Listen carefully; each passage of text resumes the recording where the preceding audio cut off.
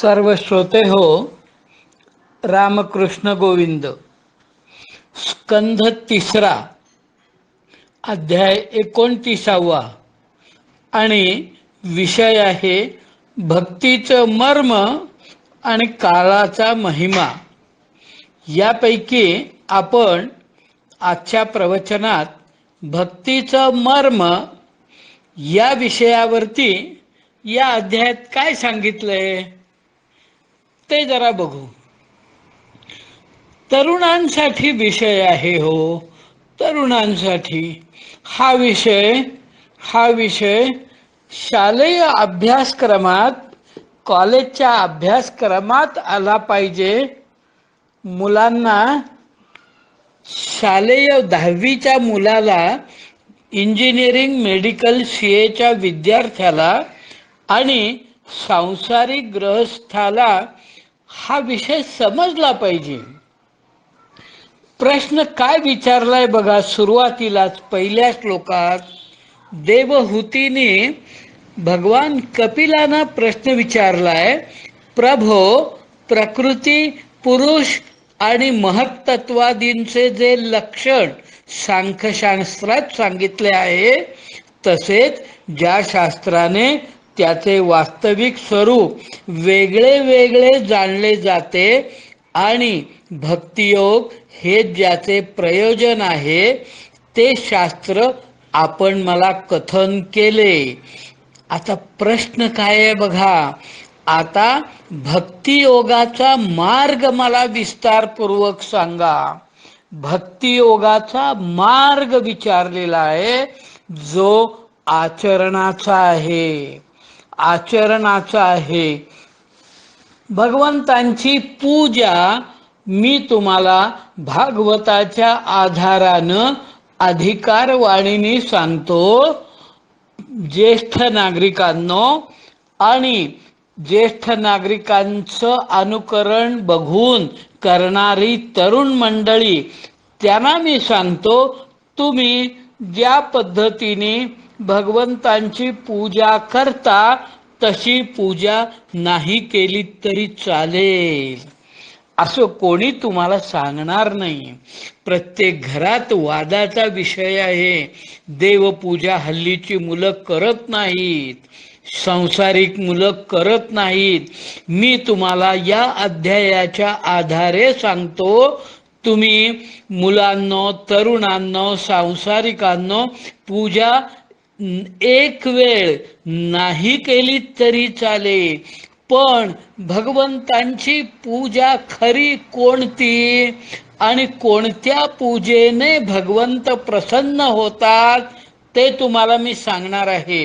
प्रवचन कदाचित लांबेल, पण इथं प्रश्न विचारलेला आहे, भक्तियोगाचा मार्ग मला विस्तारपूर्वक सांगा. भगवान कपिल म्हणतात, हे माते, साधकांच्या भावानुसार भक्तियोग अनेक प्रकारे प्रकट झाला आहे. 7वा श्लोक, भक्तियोगो बहुविधो मार्गैर्भामिनी भाव्यते स्वभाव गुण मार्गेण पुंसां भावो विभिद्यते. साधकांच्या भावानुसार भक्तियोग अनेक प्रकारे प्रकट झाला आहे, कारण स्वभाव आणि गुणांच्या भेदामुळे मनुष्याच्या भावनामध्ये भिन्नता असते. या ज्या भावना आहेत ना, त्या भावनांच्या आधारे जो जशी पूजा करतो तो पूजेचा किंवा भक्तीचा प्रकार. आता 8व्या श्लोकात, तिसरा स्कंध 29वा अध्याय 8व्या श्लोकात काय म्हटलंय, तुम्ही असे भक्ती करणारे आहात का? चिंतन करा, इंट्रोस्पेक्शन करा. अभिसंधाय जो हिंसां दंभम मात्सर्यमेव वा संरभी भिन्न दृग्भावम मयि कुर्यात्स तामसः.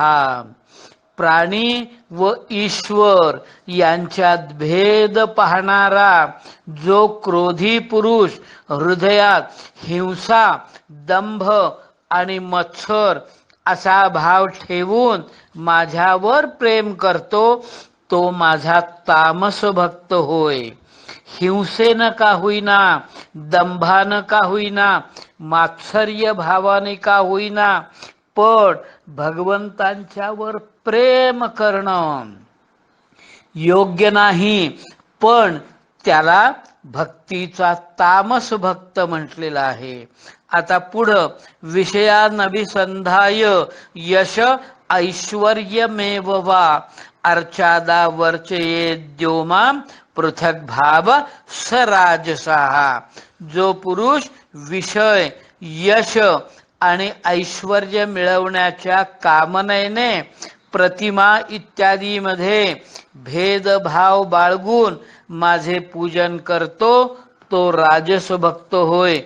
करू नका अशी पूजा, अशी भक्ती करू नका. पण भगवान म्हणतात हा भेद मी जाणत नाही, तो माझा भक्त असं मी म्हणतो. याच्यानंतर पुढचा भाव कर्मनिर्हारमुद्दिश्य परस्मिन् वा तदर्पणम यज्ञेद्यष्टव्यमिति वा पृथक भावः स सात्विकः. 10वा श्लोक. जी व्यक्ती पापांचा क्षय करण्यासाठी किंवा परमात्म्याला अर्पण करण्यासाठी पूजन करणे आपले कर्तव्य समजून, पुढचा शब्द महत्वाचा आहे, भेदबुद्धीने माझे पूजन करतो तो सात्विक भक्त होय. नको मला असली भक्ती, मी करणार नाही, भेदबुद्धीने पूजन करू नये असं इथं म्हटलेलं आहे. भेदबुद्धीने माझे पूजन करतो. भेदबुद्धी म्हणजे काय सांगतो तुम्हाला मी, नीट लक्ष देऊन ऐका. तरुणांना हे प्रवचन ऐकायला आग्रह धरा. पुढचा श्लोक 11 आणि 12.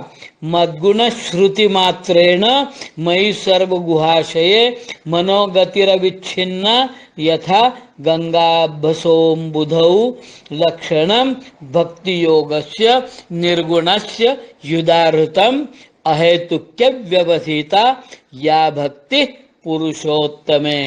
हा खरा भक्त. काय म्हटलेला आहे, ज्याप्रमाणे गंगेचा प्रवाह अखंडपणे समुद्राकडे वाहत जातो, त्याचप्रमाणे माझ्या गुणांच्या केवळ श्रवणाने ज्याच्या मनाची वृत्ती तेलाच्या धारेप्रमाणे अखंड सर्वांतर्यामी असणाऱ्या माझ्याकडे असते, तसेच पुरुषोत्तम अशा माझ्याबद्दल जे निष्काम आणि अनन्य प्रेम असते ते निर्गुण भक्तियोगाचे लक्षण सांगितले गेले आहे. निर्गुण भक्त व्हायचे मला. कसा निर्गुण भक्त तो बघूया, पुढे विस्तार केलेला आहे. पण इथं काय म्हटलंय बघा, असे निष्काम भक्त मी देण्यास तयार असतानाही माझी सेवा सोडून सलोकता, सार्ष्टी, समीपता, स्वरूपता आणि सायुज्य मुक्ती सुद्धा घेत नाहीत. काय करायची मुक्ती घेऊन? मला भगवंतांची भक्ती पाहिजे. आणि विशेष म्हणजे इथं 5 प्रकारच्या मुक्ती सांगितलेल्या आहेत आणि त्याचा अर्थ खाली दिलेला आहे. सलोकता, सार्ष्टी, समीपता, स्वरूपता आणि सायुज्य मुक्ती. निष्काम भक्त म्हणतो, निर्गुण भक्त म्हणतो मला यापैकी कोणतीही मुक्ती नको, मला भगवत भक्ती हवी आहे. आणि भगवत भक्तीसाठी मला परत परत जन्माला यावं लागलं तरी हरकत नाही, मला मुक्ती नाही मिळाली तरी हरकत नाही. इथं म्हटलेलं आहे, मी देण्यास तयार असतानाही माझी सेवा सोडून तो या मुक्ती घेत नाही. हाच भक्तियोग परमपुरुषार्थ मानला गेला आहे. याच्या योगाने मनुष्य 3 गुणांना ओलांडून माझ्या स्वरूपाला प्राप्त होतो. कशी भक्ती करावी, कशी पूजा करावी, काय मर्म आहे सांगतो तुम्हाला. तुम्हाला सांगतो. तुम्ही तुम्ही 21वा श्लोक काढा.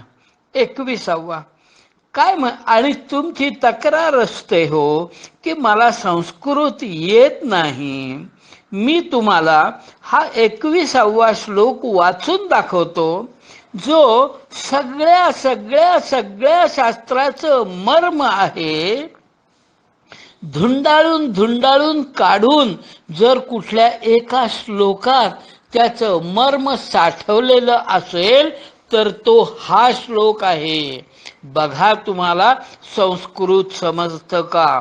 अहम अहम मी सर्वेषु भूतेषु सर्वभूत मात्रामध्ये भूतात्मा अवस्थित सदा.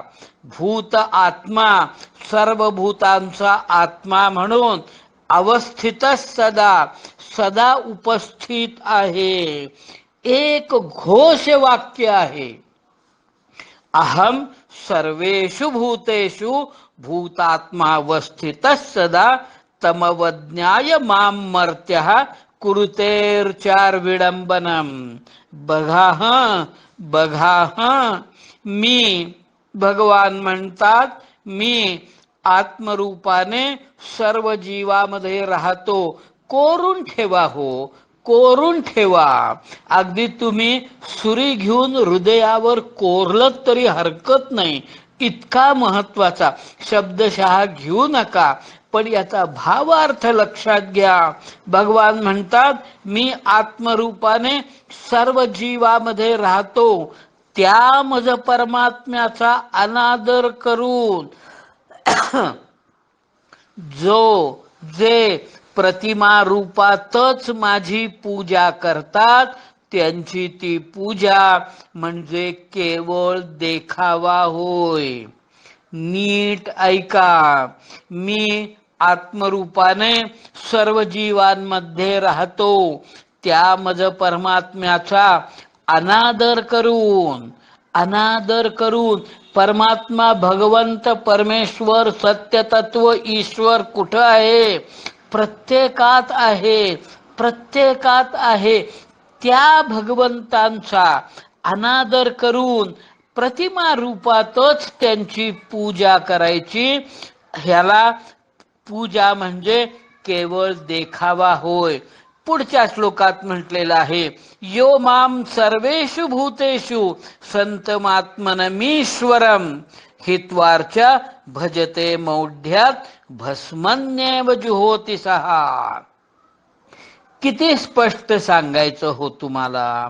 सर्व भूतमात्रामध्ये स्थित सर्वांचा आत्मा परमेश्वर अशा माझी म्हणजे भगवंत काय सांगतात मी कुठं आहे. सर्व भूतमात्रात आहे. सर्वांचा आत्मा आहे. परम ईश्वर आहे. अशी माझी मूर्खपणाने उपेक्षा करून अशा माझी म्हणजे मी सर्वभूत मात्रात आहे हे लक्षात न घेता त्या माझी सर्वभूत मात्रात असणाऱ्या माझी मूर्खपणाने उपेक्षा करून केवळ प्रतिमा पूजनातच जो गढलेला असतो तो जणू अग्नी सोडून भस्मामध्ये हवन करतो. काय त्या पूजेला अर्थ आहे. तुम्ही पूजेला बसता, सगळे देव ताम्हनात काढता, पाणी घालता, अंघोळ घालता, कपड्यांनी पुसता, गंध लावता, हळद कुंकू घालता, फूल घालता, धूप दीप दाखवता, नैवेद्य दाखवता, नमस्कार करता. ही तुमची पूजा. पण असं करत मी तुम्हाला माझं उदाहरण सांगतो. मला माहित नव्हतं त्यावेळची गोष्ट सांगतो. ही पूजा करत असताना जर कोणाचं तातडीचं काम माझ्याकडं असलेला एखादा ग्रस्त मला भेटायला आला तर तर मी पूजा सोडून जात नव्हतो. आधी पूजा, मग त्या माणसाचं काय. भगवान म्हणतात, मी ज्या माणसात, मी ज्या व्यक्तीत आहे त्या व्यक्तीचा अनादर करून, त्या व्यक्तीचं काम करणं सोडून तू भगवंतांची पूजा करत बसलास तर ते भस्मामध्ये हवन करण्यासारखं आहे. मग काय कर, पूजा सोड, त्या व्यक्तीचं समाधान कर, भेटायला आलेल्या, आणि ती माझी पूजा होय. नाहीतर तू जे करतोस ना, काय करतो मी, प्रतिमेला हार घालतो, उदबत्ती ओवाळतो आणि माझ्या दृष्टीनं पूजा झाली. भगवंत म्हणतात, हे पूजेचं विडंबन आहे, विडंबन आहे. आणखी पुढं बघा, किती स्पष्ट सांगायचं हो, किती स्पष्ट सांगायचं. द्विशत परकाये मां मानिनो भिन्न दर्शिनः भूतेषु बद्ध वैरस्य न मन शांती मृच्छती. अंडरलाईन करा हो, लाल शाईने अंडरलाईन करा, न मन शांती मृच्छती. अशा माणसाला कधीच शांती मिळत नाही. एक एक सिद्धांत सांगितलेला आहे भागवतामध्ये. काय म्हटलेलं आहे, जो भेद बुद्धीने पाहणारा अहंकारी मनुष्य दुसऱ्या जीवांशी वैर करतो आणि अशा प्रकारे त्यांच्या शरीरात असणाऱ्या माझाच द्वेष करतो, त्याच्या मनाला कधीच शांती मिळणार नाही. मगाशी मी सांगितलं 10व्या श्लोकात, भेदबुद्धीने माझे पूजन करतो. ही भेदबुद्धी म्हणजे काय, इथं परत तेच म्हटलेलं आहे, द्विशतः परकाये मां मानिनो भिन्न दर्शिनः भूतेषु बद्ध वैरस्य न मन शांती मृच्छती. जो भेदबुद्धीने पाहणारा अहंकारी मनुष्य दुसऱ्या जीवांशी वैर करतो आणि अशा प्रकारे त्यांच्या शरीरात असणाऱ्या माझाच द्वेष करतो, त्याच्या मनाला कधीच शांती मिळणार नाही. मी नोकरी करत होतो, मी नोकरी करत असतानाचा प्रसंग सांगतो. एका रविवारी मी घरामध्ये माझ्या सोफ्यावर लोडाला टेकून ऐशो आरामात बसलेलो होतो. त्यावेळेला मला माझ्या ऑफिसमधला एक शिपाई कर्मचारी भेटायला आला. त्याला रजा हवी होती. मी लोडाला टेकलेलो, जरा सुद्धा सरळ झालो नाही. अहंकाराने, उद्धटपणानं त्या शिपायाला म्हटलं, तुला रजा कशाला हवी आहे, बँकेचं काम, ऑफिसचं काम किती तातडी आहे तुला समजत नाही, तुला रजा देणार नाही, जा. असं म्हणून अहंकाराने त्याच्याशी वागलो. त्याच्यानंतर माझ्याकडं भेटायला मॅनेजर आला. मॅनेजर सुद्धा रजा मागायला आला. मी लोडाला टेकलेलो, जरा सरळ झालो आणि त्या मॅनेजरला म्हटलं, कशी रजा देणार तुम्हाला, मला काही तुम्हाला रजा देता येत नाही. असा मी तरी सुद्धा अहंकाराने त्याच्याशी वागलो. त्याच्यानंतर अर्ध्या तासानंतर मला माझ्या ऑफिसच्या चेअरमनचा फोन आला की मी 2 दिवस बाहेरगावी चाललेलो आहे, त्यामुळं मी जाता जाता तुम्हाला किल्ल्या द्यायला येतो ऑफिसच्या. असं त्यांनी सांगितल्याबरोबर लगेच मी सोफ्याला टेकलेला ताडकन उठलो. बायकोला सांगितलं, त्यांना मी आत घेऊन येतो. त्यांना तू तुझ्या भावाने जपानहून आणलेल्या टी सेटमध्ये चहा करून दे. मी ताबडतोब बाहेर गेलो. रस्त्यावर त्या चेअरमनची वाट बघत थांबलो. ते आले. त्यांच्या गाडीचा दरवाजा उघडला. त्यांना आत घेऊन आलो. आदर सत्कार केला. त्यांच्याकडून किल्ल्या घेतल्या आणि त्यांना पोचवायला परत रस्त्यापर्यंत गेलो. आता मला सांगा, शिपाई, मॅनेजर आणि चेअरमन या तिन्हामध्ये मी वागणुकीत भेदभाव भिन्न दृष्टीने वागलो की नाही? याचा अर्थ शिपायाला गादीवर शेजारी बसवायचा असा अर्थ नव्हे आणि चेअरमनना ताटकळत उभं ठेवायचं असाही अर्थ नव्हे. पण माझी दृष्टी समदृष्टी होती का? माझ्या वागण्यात समत्व होतं का भिन्न दृष्टी होती, भेद दृष्टी होती? आणि तो अहंकार एकाशी समत्व बुद्धी आणि एकाचा सत्कार हा भेद का? का भेद? आणि असा माणसात प्रत्येकात भगवंतांचं अस्तित्व असताना त्यांच्यात भेदभाव करणं, अशा वागणुकीच्या माणसाला न मनःशांती मृच्छती. इथं भगवान म्हणतात कधीही मनःशांती मिळणार नाही.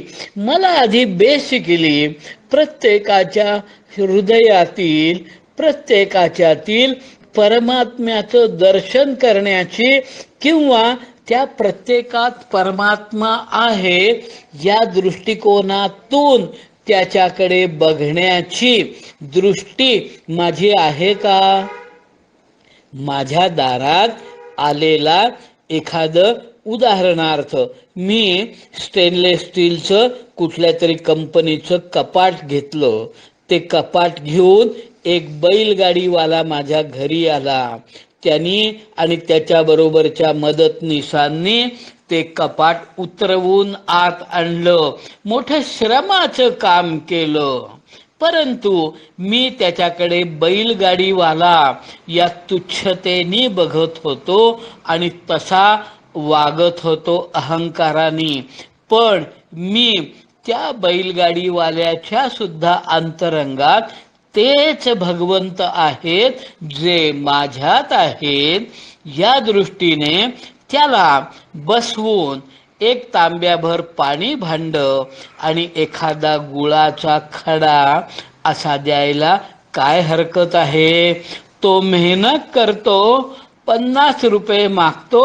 मी 50 रुपयाचे भांडण करून त्याला 30 रुपये देतो. 30 रुपये आनंद होतो मला, मी पैसे वाचवल्याचा. परंतु हेच वाचवण्याची वृत्ती नको तिथं मी पैसे उधळतो, खर्च करतो.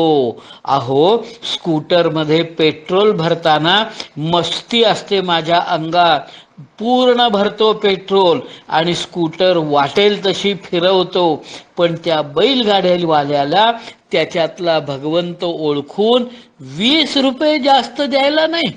काय म्हटलेलं आहे? जो भेदबुद्धीने पाहणारा अहंकारी मनुष्य दुसऱ्या जीवांशी वैर करतो आणि अशा प्रकारे त्याच्या शरीरात असणाऱ्या माझाच द्वेष करतो, त्याच्या मनाला कधीच शांती मिळत नाही. मला सांगा, तुम्हाला अनुभव आहे की नाही मला माहीत नाही.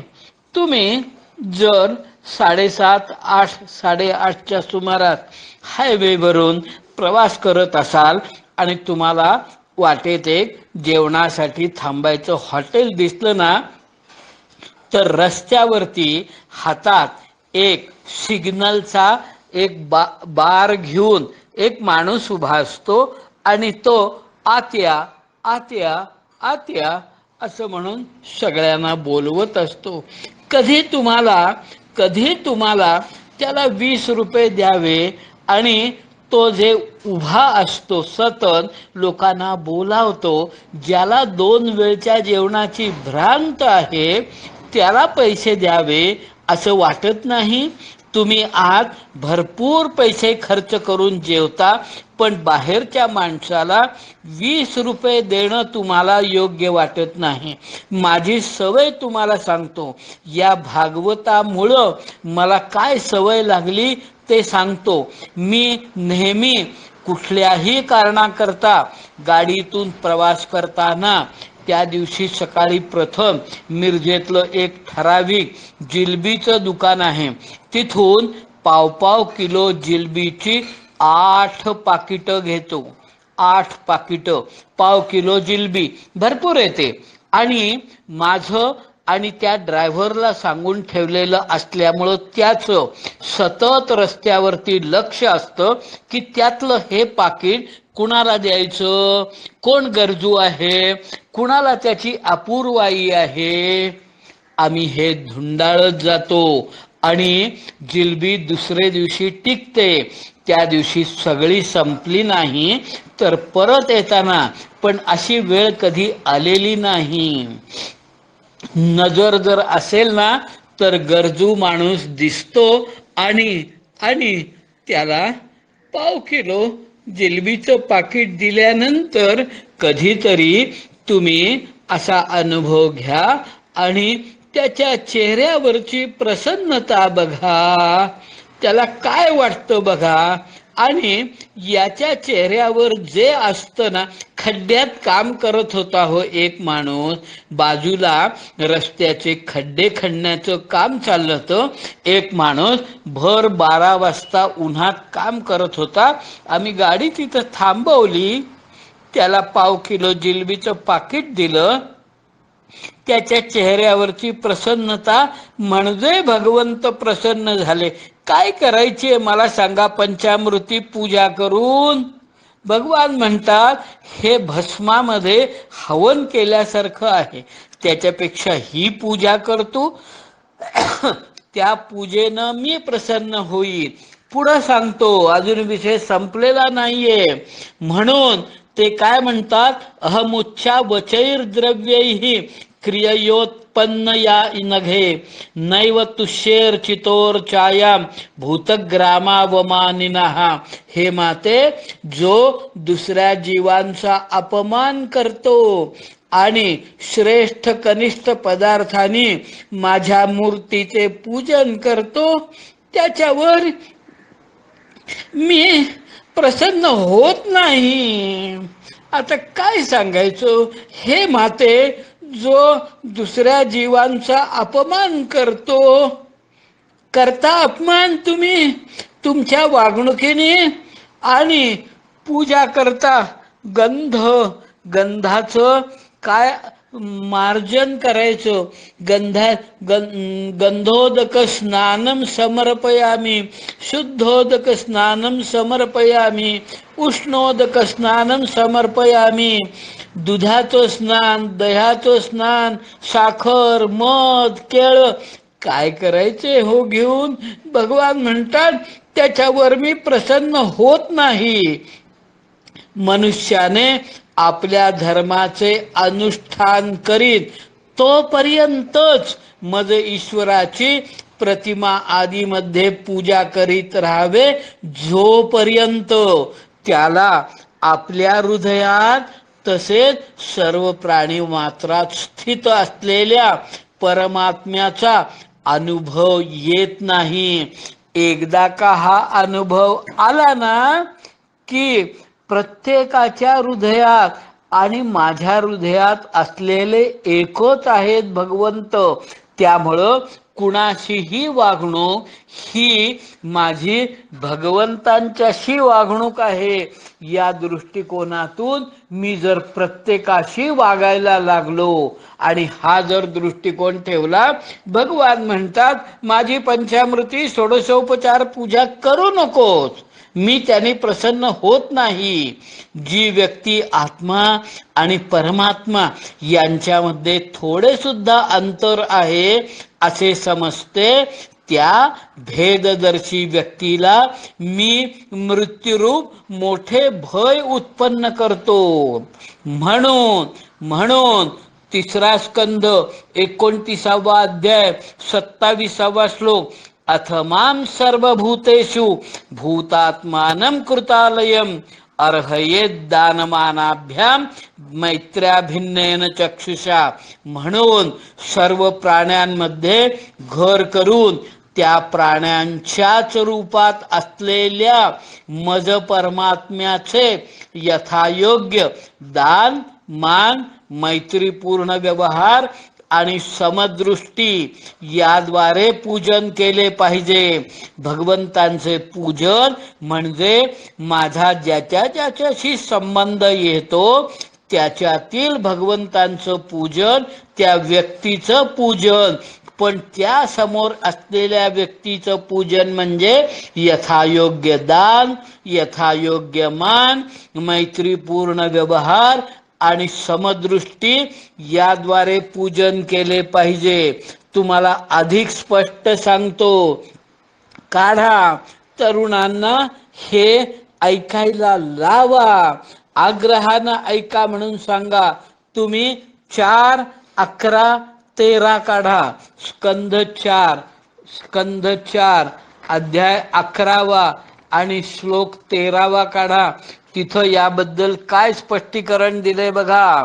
तिथं म्हटलेलं आहे, तितिक्षया करुणया मैत्र्याच्या अखिल जंतुषु समत्वेन च सर्वात्मा भगवान संप्रसिद्धती. लिहून ठेवता, कोऱ्या कागदावर दारावर लावता. बघा, सर्वात्मा श्रीहरी आपल्यापेक्षा ज्येष्ठ पुरुषांबाबत सहनशीलता, कनिष्ठांच्या बद्दल दया, बरोबरींच्या लोकांबद्दल मित्रता आणि सर्वांची समतेने वागण्यानेच प्रसन्न होतात. पंचामृती पूजेनं होतात असं नाही. भगवान म्हणतात तशी पूजा आणि भेददृष्टी म्हणजे माझं भस्मात हवन केल्यासारखं व्यर्थ आहे. हा 4, 11, 13 श्लोक बघितलात. आता त्यापेक्षाही श्लोक सांगतो. 5, 5, 26 काढा. स्कंध 5 अध्याय 5 श्लोक 26वा. स्कंध 5 श्लोक अध्याय 5 श्लोक 26वा. आपल्या ह्या ऋषभगीतेमध्ये 26व्या श्लोकात म्हटलेला आहे. काय म्हटलेलं आहे बघा. सर्वाणि मध्यष्ण्यतया भवद्भिः चराणि भूतानि सुता ध्रुवाणि संभावितव्यानि पदे पदे वो विविक्त दृग्भिस्तदुहारहणं मे. श्लोक लिहा, त्याचा अर्थ लिहा. घरात भिंतीवर सेलोटेपनी दरवाजावर, भिंतीला डाग येऊ नये, दरवाजावर लावा. अर्थ बघा. पुत्रानो, तुम्ही सर्व चराचर भूतमात्रांना माझेच शरीर समजून, सर्व चराचर भूतमात्रांना माझेच शरीर समजून शुद्ध बुद्धीने पदोपदी त्यांची सेवा करा. तीच माझी खरी पूजा होय. त्या पूजेने मी प्रसन्न होतो. सांगितले कुणाला तुम्ही? तुम्हाला कोणी सांगितले? तुम्ही तुमच्या मुलाला सांगता ही खरी भगवंतांची पूजा आहे. करता पूजा अशी. काय म्हटलेलं आहे? सर्व चराचर भूतमात्रांना माझे म्हणजे भगवंतांचे शरीर समजून शुद्ध बुद्धीने पदोपदी त्यांची सेवा करा. तीच माझी पूजा होय. त्या पूजेने मी प्रसन्न होतो. नीट ऐका. श्लोक सगळे परत परत वाचा. परत परत हा अध्याय, हे श्लोक वाचा आणि चित्तात रुजवा. बघा, तुम्हाला काही शंका असेल तर मला विचारा. ठीक आहे. रामकृष्ण गोविंद.